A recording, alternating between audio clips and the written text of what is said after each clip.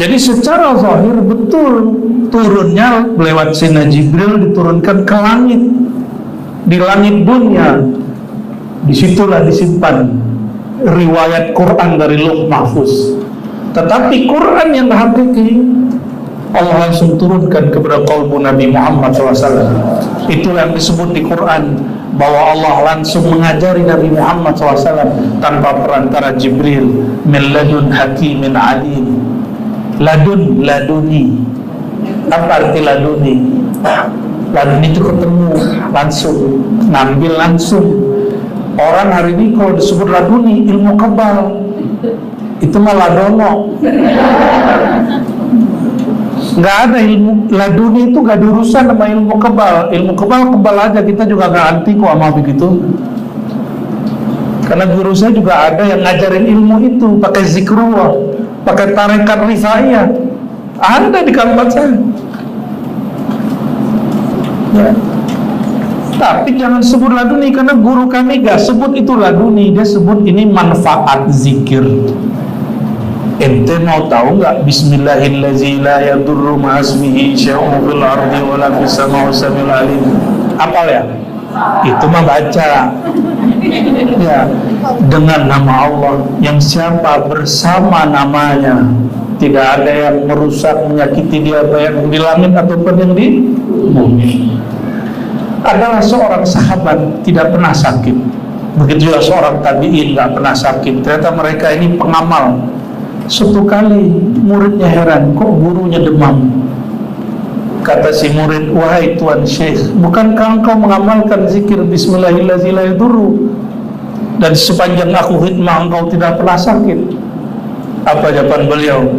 Kalau memang takdirnya dari sono aku sakit, maka aku dibuat lupa hari dibaca doa itu. Ya suka-suka Allah ya. Suka-suka saya ketemu beberapa ahli-ahli debus, itu dibocok gak mati-mati, dibakar gak kebakar, guling-guling di atas beling biasa aja, tapi jatuh dari kendaraan kecil kayak motor Vespa meninggal.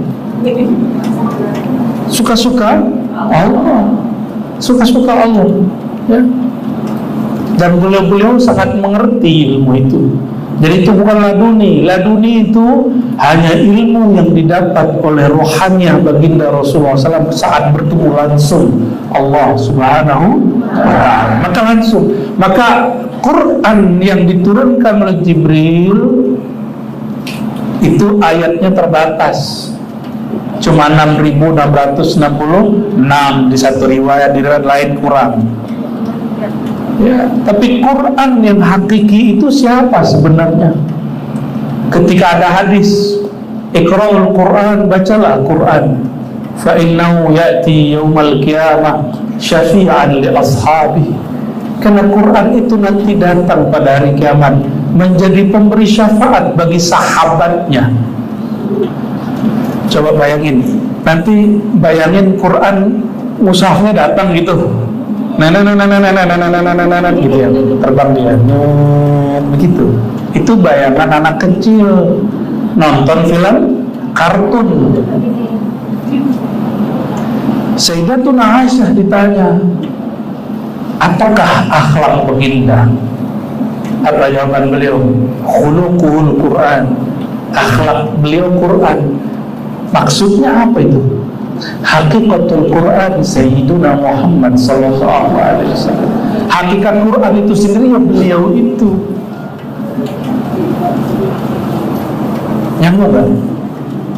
Jadi yang nanti ngasih syafaat itu mushaf datang atau Rasulullah yang datang? Maka Al-Quran syafi'an itu Rasulullah yang datang, karena tidak ada syafaat nanti di hari kiamat kecuali melalui pintu baginda Nabi Muhammad. Nabi buka, baru para nabi boleh kasih syafaat, baru malaikat boleh kasih syafaat, baru orang-orang soleh, guru-guru, mursyid-mursyid, kiai-kiai, ajengan, kawan baru boleh kasih syafaat. Kalau enggak ada yang boleh kasih syafaat. Itulah فَإِنَّهُ يَأْتِي يَوْمَ الْقِيَامَةِ شَفِيعًا. Quran datang sebagai pemberi syafaat. Dan siapa nanti? Sayyidina Muhammad sallallahu alaihi wasallam. Maka orang kalau baca Quran dia sedang Muhammad sallallahu alaihi wasallam. Kalau dialog dengan Nabi Muhammad sallallahu alaihi wasallam, dia sedang berdialog dengan Rabbu Sayyidina Muhammad sallallahu alaihi wasallam. Sedang dialog dengan Allah. Sudah begitu baca Qurannya? Belum. Masih cari pahala sih ya. Karena baca Qurannya masih nyari pahala, bukan melepas kerinduan. Orang ketemu sama kita pengen cari untung, dengan orang ketemu kita karena melepas rindu, pilih mana? Kalau orang ketemu kita dia mau cari untung, kita bilang dia mah otaknya otak dunia. Tapi rindu, inilah orang yang disebut teman sejati, kawan sejati, murid sejati, guru sejati. Kalau ketemu lagi hutang, kan repot. Tiap ketemu lagi hutang, atau tiap ketemu ngutang. Ada yang begitu?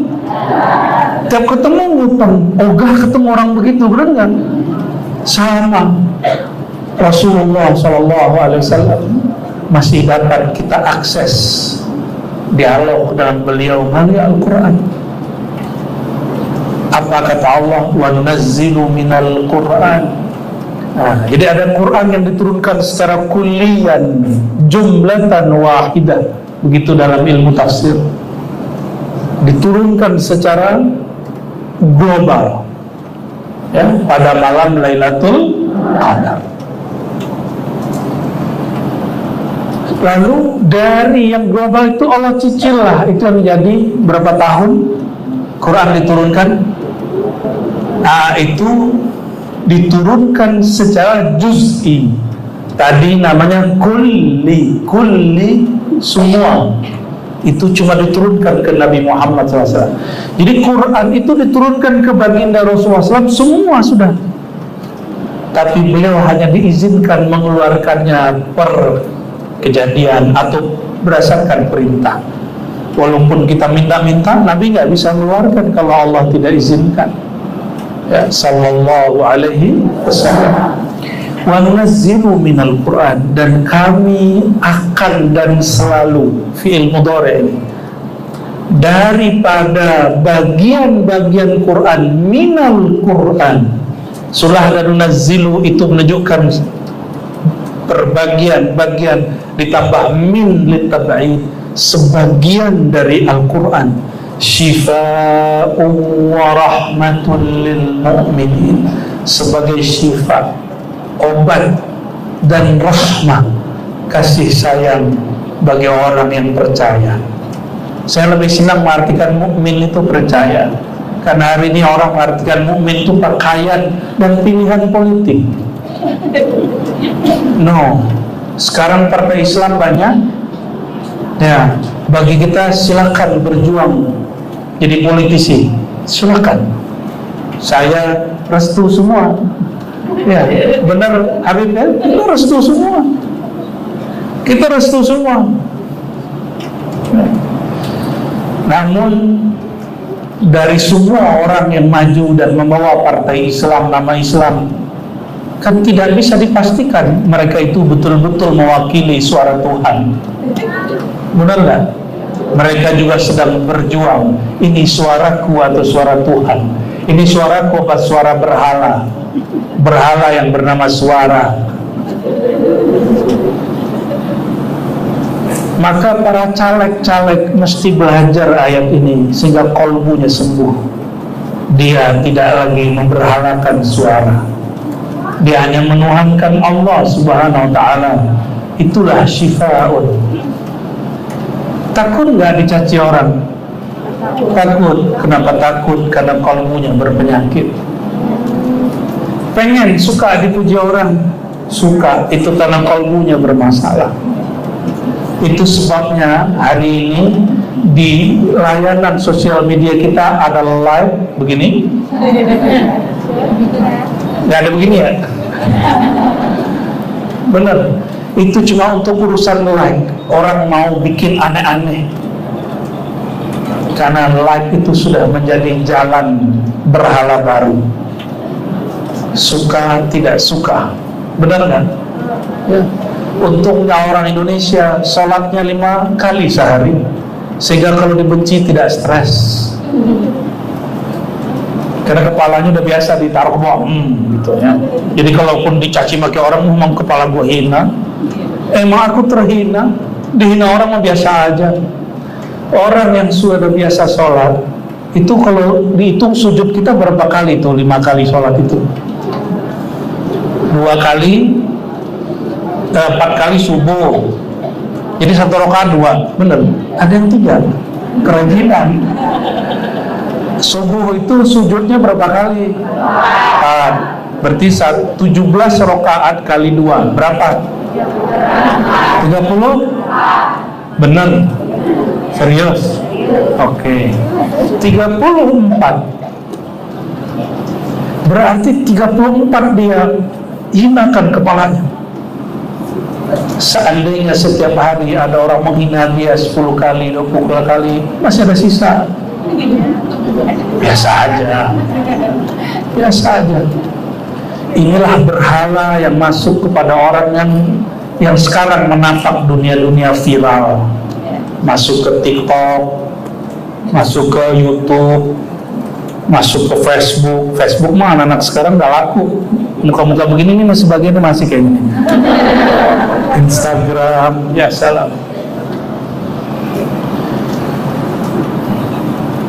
Namun kita kalau ditakdirkan viral gak boleh nolak, karena kita bukan hamba batin, kita bukan hamba viral, kita hamba Allah yang zahir dan batin, ya. Ini khusus buat caleg-caleg ini, calon-calon stres, tapi juga calon sukses. 2 aja tinggal milih. Amin ya rabbal. Amin apa nih? Aduh ya. Wa nunazzilu minal Qur'an ma huwa shifaa'un, yang mana sebagian itu syifa, mengobati. Karena bahasanya obat bagi orang yang percaya. Percaya itu di kepala atau di kolbu, berarti yang diobati kolbu. Tapi bisakah dia mengobati fisik? Bisa, jika penyakit kolbunya berkait dengan fisik. Tanya pakar-pakar kedokteran, mereka mengerti ada persoalan batin tapi membawa penyakit fisik, ya. Orang kalau ekspektasinya ketinggian gampang sakit kepala, kalau gampang cemas sesak napas, mungkin nanti asma. Coba konfirmasi sama dokter, nggak jauh-jauh beda lah. Kalau bagi dokter, dia cuma ngurusin zahir. Ketika orang gelisah dikasih obat penenang, orang asma sesak nafas dikasih obat melegakan nafas. Tapi penyebab dasarnya belum diobati. Orang gelisah itu apa yang masalah? Kolbunya sedang kekunci, kolbunya kehimpit urusan dunia. Sedangkan kolbu dia hanya mau wajhiyah lillah, ya, dia hanya mau menghadap kepada Allah. Tawajuhnya kolbu hanya kepada Allah.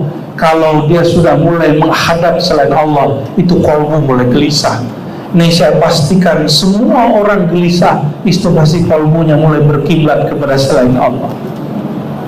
Maka obatnya kembali lagi kepada Allah. Ala bidzikrillah tatma'innul qulub. Lalu ada orang bertanya, saya sudah zikir kok masih gelisah? Zikir itu tidak boleh sudah, zikir itu berketerusan. Saya kan sibuk Ustaz. Ya sudah, suka-suka kamu. Ya katanya mau tenang, giliran dikasih solusi bilang sibuk. Ya sekarepmu. Kalau bahasa Sundanya apa tuh Habib? Ma'anjen, kumaha anjen, bukan anjen kan? Kalau bahasa anjen, up to you. penyakit gelisah itu obatnya cuma satu, karena penyebabnya di kolbu, maka kembalikan kolbu kepada yang menggenggamnya. Siapa yang menggenggam kolbu? Sadar dia digenggam Allah, langsung hilang gelisahnya. Masih gelisah gak? Zikir 10 menit, pasti lihat jam. Coba dari tadi udah 20 menit gak lihat jam kan? Makanya al-julus ma'al arifin, ma'al ulama afdal minal khalwa wal uzlah. Duduk bersama ulama, orang-orang yang kenal Allah, itu lebih utama daripada berkhalwat, berwirid. Kenapa? Orang kalau wirid ngitung-ngitung jam, tapi kalau lagi ta'lim tentang zat yang diwiridkan, tentang sosok yang dicintai itu, Sayyidina Muhammad SAW, orang tidak akan pernah puas. Maka sahabat Nabi pernah tidak pulang dan lupa makan, itu cuma berjulus, bermajlis dengan Nabi SAW 2 hari 2 malam. Berhenti cuma jam sholat. Sholat mereka berdiri, rukuk sujud, lanjut lagi majlis. 2 hari 2 malam, lupa makan, lupa minum. Sallallahu alaihi. Kenapa? Sang obat itu yang menghilangkan lapar dan dahaga itu ada di depannya. Baginda Nabi Muhammad sallallahu alaihi wasallam. Wa rahmatun lil mu'minin. Dia itu, Al-Quran itu rahmat bagi orang yang beriman. Coba, ini bukan cocok logi, tapi memang cocok. Disebut ilmu munasabah. Ada ilmunya di Quran, ilmu munasabah. Apa nama ilmunya? Itu orang jadi dokter cuma karena ilmu munasabah. Pakarnya Imam Fakhruddin Ar-Razi. Sekarang berbicara pencintaannya, bukan imamnya ya. Siapa yang berkalam tentang ilmu munasabah? Fakhruddin Ar-Razi. Maka tafsir beliau modelnya munasabah, menyesuaikan ayat dengan ayat. Ya, lalu dikembangkan oleh para ulama. Wa ma arsalnaka illa rahmatan lil alamin. Tidaklah kami utus engkau wahai Muhammad kecuali rahmat bagi alam. Alam itu dibagi 2, satu mukmin, satu tidak mukmin. Maka ada rahmat yang amah, kasih sayang yang umum. Ada rahmah yang khasah, kasih sayang yang khusus. Amah semua. Karena rahmat yang umum itu, orang-orang yang kufur kepada Allah masih dapat rezeki sampai hari ini. Orang yang durhaka kepada Allah masih dapat hidup hari ini.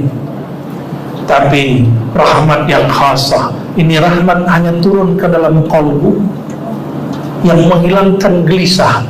Bisa jadi orang yang hari ini mendapat rahmat yang zahir, lebih kaya, lebih mewah daripada orang yang dapat rahmat yang batin itu. Tapi ada yang tidak didapat oleh yang dapat rahmat zahir itu, yaitu kedamaian qalbu.